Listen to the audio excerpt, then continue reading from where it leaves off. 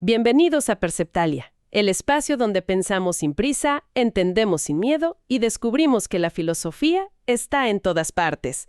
Para quienes nos acompañan hoy, tenemos preparado un análisis a fondo que, de verdad, cambia la forma en la que vemos la realidad cotidiana. Así es. Y pues es un placer estar aquí para platicar de esto. Tenemos sobre la mesa una pila de documentos verdaderamente fascinantes. Estamos hablando de artículos filosóficos, bastante densos, investigaciones sobre probabilidad bayesiana y libros fundamentales de pensadores como Peter Lipton, Bas van Fraassen y Kevin McCain. Exacto. Nuestra misión en esta inmersión profunda es escarbar en los cimientos mismos de la epistemología. Queremos extraer las pepitas de oro de todos estos textos para entender un concepto que todas las personas usamos a diario, casi sin darnos cuenta. Se llama la inferencia a la mejor explicación, o IBE por sus siglas en inglés. Y fíjate que es un tema que suena súper académico, ¿no? Pero es increíblemente cotidiano. La epistemología, para dar un poco de contexto a quienes nos escuchan, siempre ha sido el estudio de cómo sabemos lo que sabemos. Pero ya no se trata solo de sentarnos pasivamente a contemplar el conocimiento. Claro, no es nada más pensar por pensar. Ajá. La filosofía contemporánea quiere entender el mecanismo, o sea, el engranaje mental exacto que usamos para deducir cosas del mundo. Totalmente. Y a ver, desempaquemos esto con una situación de la vida real que describe nuestras fuentes. Imaginemos esto. Es de noche, están en su casa, y de reojo ven una sombra pasar por el pasillo en dirección a un baño que, hasta donde saben, estaba vacío. Un clásico escenario de película de terror. Sí, literal.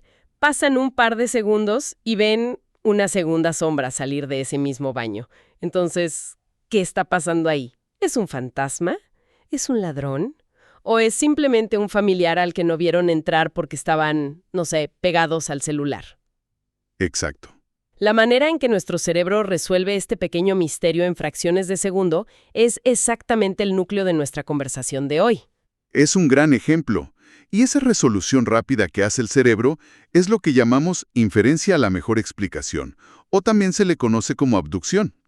Y ojo, porque para entender qué la hace tan especial, tenemos que compararla con los otros dos grandes pilares del razonamiento humano. Que son la deducción y la inducción, ¿verdad? Así es, estos fueron formalizados hace mucho tiempo por el filósofo Charles Sanders Peirce a finales del siglo XIX, y luego el filósofo Gilbert Harman los consolidó por ahí de 1965.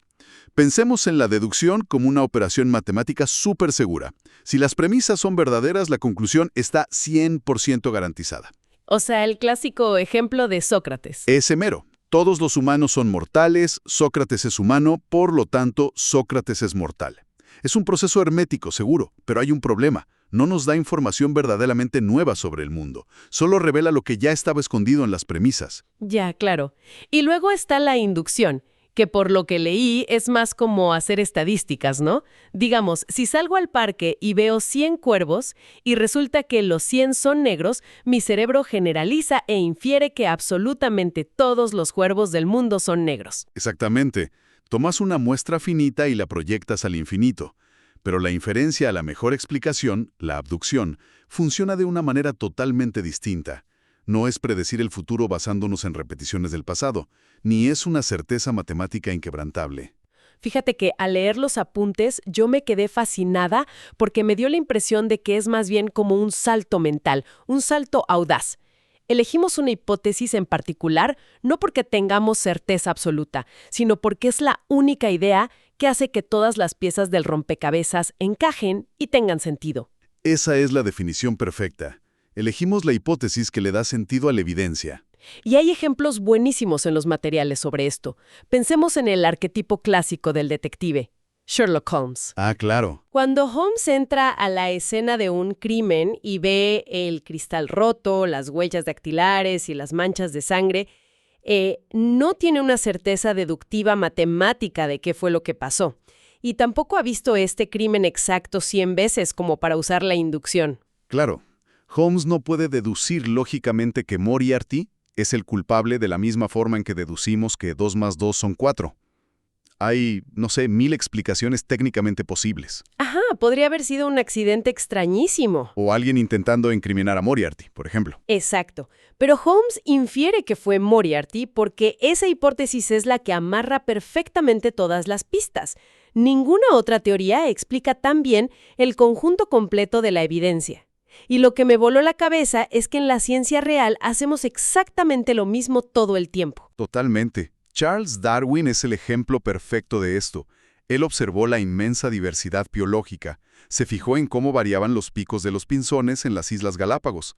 Él no podía sentarse a deducir la evolución con una fórmula matemática en un pizarrón. Ni podía observar el proceso completo. Digo, toma millones de años. Así es. Lo que hizo fue inferir la selección natural, porque de todas las ideas posibles, era la mejor explicación para darle sentido a la diversidad que estaba viendo. O el caso que mencionan del doctor Ignaz Semmelweis en el siglo XIX.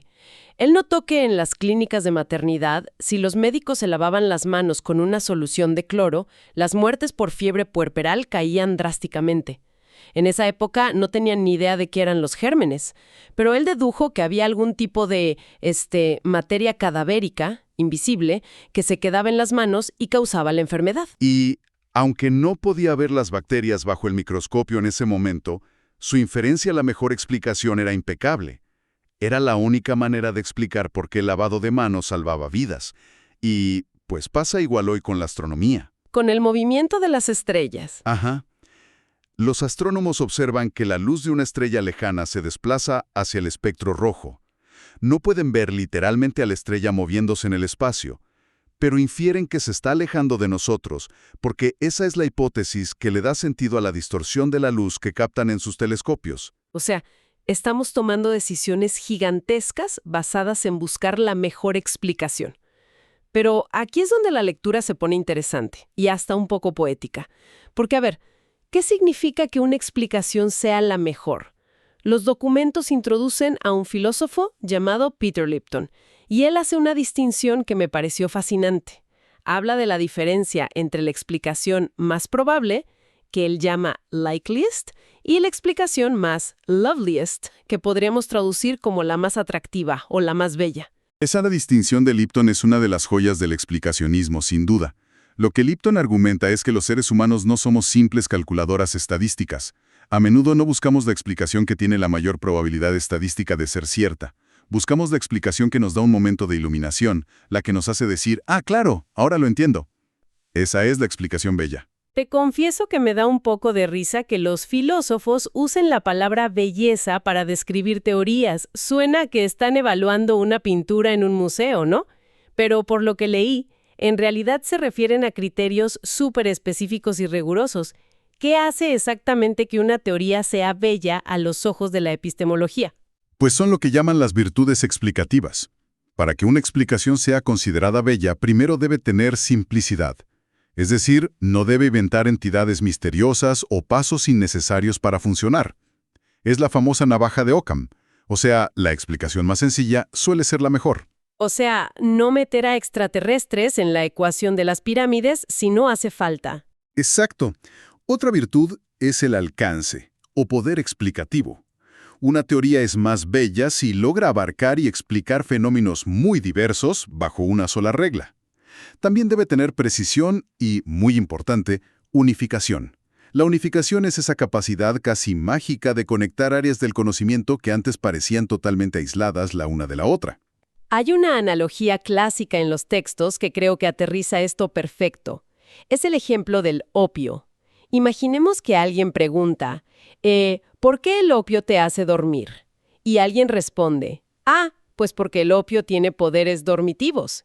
Es un ejemplo brillante. Si lo analizamos, decir que el opio te duerme porque tiene poderes dormitivos es una explicación altamente probable. Es casi una tautología. Claro, es como decir que el agua te moja porque tiene poderes mojadores.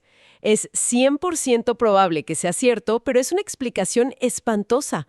No tiene nada de belleza porque no te ayuda a entender absolutamente nada nuevo sobre el mundo. Precisamente. En cambio, si llega un bioquímico y te explica el efecto del opio detallando su estructura molecular y cómo esos compuestos químicos encajan perfectamente en los receptores opioides de la neurofisiología de tu cerebro, Esa es una explicación hermosa. así es. Aunque estadísticamente sea mucho más arriesgada porque estás postulando un montón de cosas invisibles como moléculas y receptores nerviosos, pero te da un entendimiento real y profundo. Y para afinar todavía más esta búsqueda de la explicación bella, leí que Lipton introduce otro concepto clave, que es la inferencia contrastiva. Fíjate que en el día a día rara vez nos preguntamos por qué ocurrió un hecho aislado en el vacío. No decimos simplemente ¿por qué pasó A? Lo que realmente nos preguntamos es ¿por qué pasó A en lugar de B? Lo fascinante aquí es que este método de hecho y contraste reduce muchísimo el trabajo mental. Los textos usan un ejemplo médico para ilustrar esto que me parece clarísimo. Imaginemos a un doctor analizando a una familia donde todos comieron lo mismo. El doctor no solo se pregunta ¿qué causa que la gente se enferme del estómago en general? Eso sería demasiado amplio. Sí, la mente del doctor hace un contraste. Se pregunta ¿por qué este paciente específico enfermo con estos síntomas tan graves, mientras que su hermano, que vive en la misma casa y comió lo mismo, se mantuvo sano? Un montón de ruido. Exacto. Reduce drásticamente el espacio de las hipótesis. Al enfocar la atención en la diferencia específica entre el hecho y el contraste, nuestra inferencia a la mejor explicación se vuelve muchísimo más precisa, aislando las causas relevantes de una manera muy robusta. Bueno, vamos a hacer una pequeña pausa para recapitular rápido. Ya vimos que usamos esta brújula de belleza explicativa para resolver misterios caseros, crímenes y para la medicina. Pero si conectamos esto con el panorama general, la cosa se pone monumental. Llegamos a un debate enorme en la filosofía de la ciencia, el choque entre el realismo científico y el antirrealismo. Y es en este campo de batalla donde la inferencia a la mejor explicación se convierte en un arma pesada. Los realistas científicos creen que las teorías científicas nos describen el mundo tal como es, incluso las partes invisibles, y usan la abducción para defenderse. Fíjate que leyendo los documentos me encontré con la postura del filósofo Hilary Putnam y su famoso argumento del no milagro. Me pareció alucinante. Lo que Putnam dice, palabras más, palabras menos, es que la ciencia moderna tiene una capacidad de predicción que roza en lo absurdo. Estamos hablando de que la física cuántica predice el comportamiento de partículas inobservables con un nivel de exactitud de hasta 10 o 12 decimales. Es una precisión incomprensible para la mente humana en el día a día. Totalmente. Y Putnam argumenta que la única filosofía que no hace que este éxito abrumador de la ciencia parezca un milagro literal, mágico e inexplicable, es el realismo científico. O sea, la mejor explicación de por qué nuestros celulares funcionan, por qué los satélites no se caen y por qué los láseres operan ojos, es que las teorías científicas que usamos para construirlos tienen que ser ciertas, tienen que ser aproximaciones reales a la verdad del universo. Si fueran solo cuentos inventados, su éxito empírico sería un milagro inexplicable.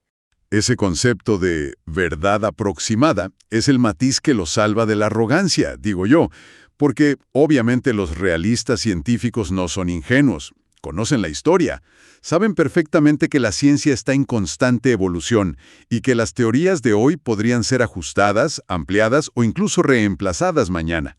La física de Newton fue ajustada por la de Einstein. Claro, la ciencia siempre está corrigiéndose a sí misma.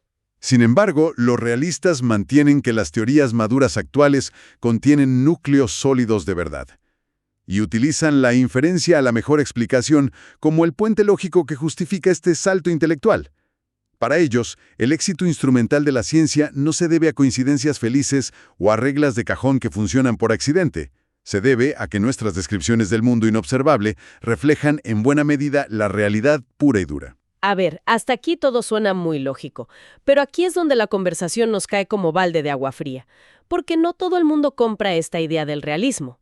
Entra a escena otro filósofo de peso pesado, Bas van Fraassen, y él trae una postura llamada empirismo constructivo. Van Fraassen es el gran escéptico moderno en este tema. Él argumenta que el objetivo de la ciencia no es ni debe ser descubrir la verdad absoluta sobre entidades que nunca vamos a poder ver con nuestros propios ojos, como los quarks, los bosones o los campos magnéticos. Para él, el único objetivo legítimo de la ciencia es la adecuación empírica. O sea, que las fórmulas funcionen y ya.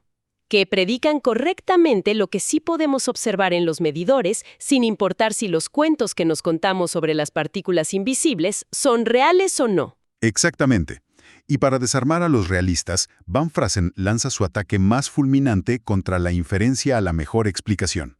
Es un concepto demoledor llamado el argumento del lote malo, o bad lot en inglés. Esta parte me pareció perturbadora, te lo juro. ¿Podrías explicarnos cómo funciona este argumento del lote malo? Porque siento que pone en jaque todo lo que hemos platicado. Con gusto. El argumento de Van Fraassen tiene una elegancia lógica implacable. Piensen en cómo funciona la inferencia a la mejor explicación. Generamos un conjunto de posibles hipótesis, las evaluamos y elegimos la mejor. Pero Van Fraassen nos hace notar nuestra propia vulnerabilidad humana. Nuestra creatividad es limitada. Nuestro tiempo histórico es limitado. O sea, solo podemos elegir entre las opciones que se nos han ocurrido hasta el día de hoy. Exacto. ¿Y qué pasa si la teoría que es verdaderamente correcta ni siquiera ha sido concebida aún por la mente humana? Imaginen una fila de 5 sospechosos de un crimen. Elegimos al que se ve más culpable.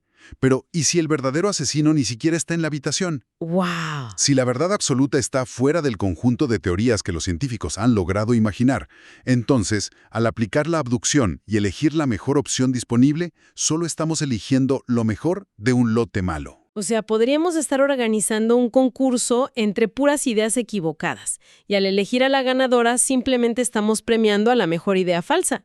Ganar el primer lugar en un grupo de perdedores no nos garantiza que estemos ni cerquita de la verdad real del universo. Es un golpe durísimo a la confianza científica. Nos dice que la belleza explicativa no es un detector de verdades. Pero, según los documentos, los defensores del realismo no se quedan de brazos cruzados ante esto. Filósofos como Stathis Silos tienen una contraofensiva muy armada. Ellos responden que Van Fraassen está apuntando a los científicos como si estuvieran tirando dardos con los ojos vendados. Y en la realidad no es así. El argumento de Silos se basa en algo llamado conocimiento de fondo o background knowledge. Así es. Sillos argumenta que la generación de hipótesis en la ciencia madura no es un proceso aleatorio. Todo ese inmenso cuerpo de conocimiento científico, acumulado durante siglos, actúa como un filtro natural extremadamente riguroso. Este conocimiento de fondo bloquea automáticamente las hipótesis disparatadas. Asegura que el conjunto de teorías que sí llegan a ser consideradas seriamente no sea un lote malo al azar, sino un grupo de opciones que ya habitan en el vecindario de la verdad. Es una defensa muy sólida. Por supuesto, y es vital aclarar para quienes nos escuchan que nosotros no tomamos partido. El debate filosófico sigue totalmente abierto, pero ambas posturas presentan argumentos formidables que vale la pena conocer. Totalmente. A ver, vamos a hacer otra pequeña transición para organizar ideas. Hasta ahora hemos platicado del mundo de las teorías, la creatividad científica y los debates abstractos. Pero los textos nos llevan a otro ring de boxeo. ¿Qué pasa cuando le metemos números fríos a todo esto? Entramos al terreno del bayesianismo. Uy, aquí presenciamos un verdadero choque de titanes en la epistemología. El bayesianismo es el marco matemático basado en el teorema de Bayes que dicta las reglas estrictas sobre cómo debemos actualizar nuestras creencias usando probabilidades numéricas cada vez que recibimos nueva evidencia empírica. Es, digamos, el estándar de oro de la racionalidad matemática. Y claro, los filósofos explicacionistas, como Igor Dauben, llegan y dicen, oigan, si una teoría no solo tiene buena probabilidad estadística, sino que además es una explicación espectacularmente bella y unificadora, deberíamos darle un empujón extra matemático, darle puntos adicionales por ser tan buena explicación más allá de lo que dicta la fría matemática bayesiana. Y para ilustrar el conflicto que esto genera, los textos proponen un experimento mental muy claro. Imagínense que tienen frente a ustedes una urna opaca que contiene exactamente 10 bolas. Sabemos que las bolas solo pueden ser de color violeta o verde, pero no tenemos ni idea de la proporción. Puede haber 5 y 5 o 9 y 1. Ok, meto la mano en la urna sin mirar y saco una bola violeta. Exacto. Ahora, la estricta matemática de Bayes tomaría ese nuevo dato, o sea, el hecho de sacar una bola violeta, y simplemente reajustaría las probabilidades matemáticas de cada configuración posible de la urna. Es un cálculo frío. Pero un explicacionista podría decir, oye, la hipótesis de que la urna está llena de 10 bolas violetas es una explicación súper bella, elegante e intuitiva de por qué sacaste una bola violeta la primera. Deberíamos darle un crédito extra a esa idea. Fíjate que al leer esta parte confieso que me perdí un poquito, porque aquí es donde entra un contraargumento letal del filósofo David Lewis, el argumento del Dutch Book, o el argumento de la pérdida segura. O sea, Lewis dice que si yo empiezo a dar estos empujoncitos extra basados en la belleza de una idea y no sigo la matemática estricta, un apostador inteligente me podría dejar en la ruina. ¿Cómo funciona eso en lenguaje terrenal? Vamos a desmenuzarlo. Las leyes de la probabilidad exigen que todas tus creencias posibles sumen exactamente el 100%.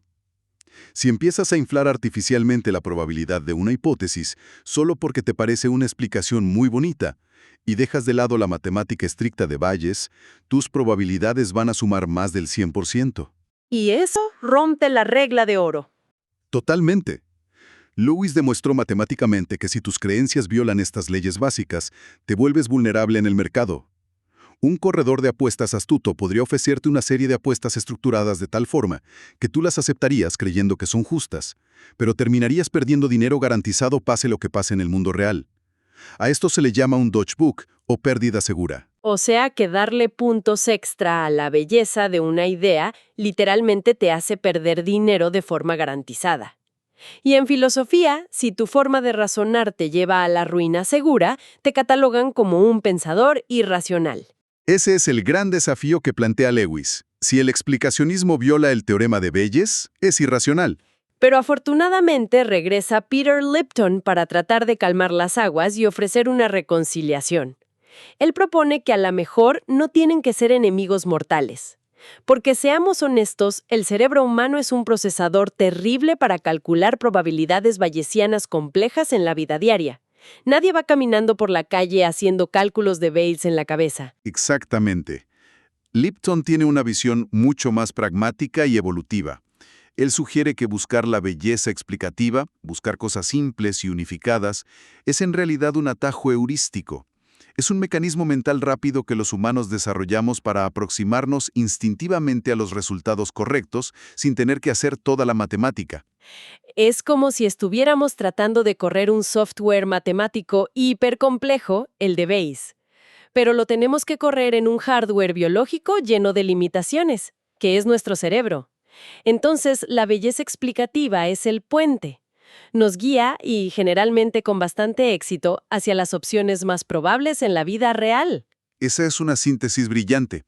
Es una forma de decir que nuestra intuición sobre lo que constituye una buena explicación está afinada por la evolución para rastrear la verdad probable del entorno. Lo cual nos lleva al último punto de nuestra inmersión de hoy.